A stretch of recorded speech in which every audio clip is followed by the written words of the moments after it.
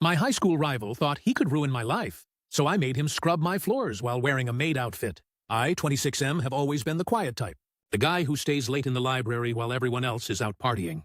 Then there was Jackson, 26M. He was the golden boy of our hometown. He was the captain of the football team, the prom king, and the guy who made it his mission to make my life a living hell from freshman year until graduation. Jackson didn't just tease me, he made sure I felt like a ghost. He would trip me in the hallway, record me being awkward, and post it online for the whole school to laugh at. He told everyone I was born to be a servant. After high school, he went off to a big university on a sports scholarship, while I stayed local and worked 3 jobs to fund my tech startup.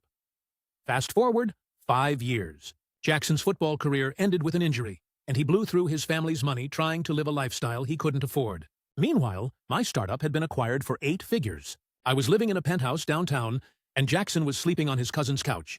Desperate for any job that would pay the bills, he applied for a junior position at my new firm, not realizing I was the owner. When he walked into the interview and saw me sitting behind the desk, his face went completely white. He started stuttering, trying to bring up old times like we were best friends.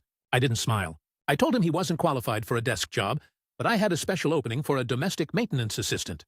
He was confused until I pulled a box out from under my desk. Inside was a full frilly maid costume, complete with the lace headband. I told him if he wore it and cleaned my entire office suite every day for a month, I would pay off his 6-figure gambling debt in full. He looked like he was going to vomit.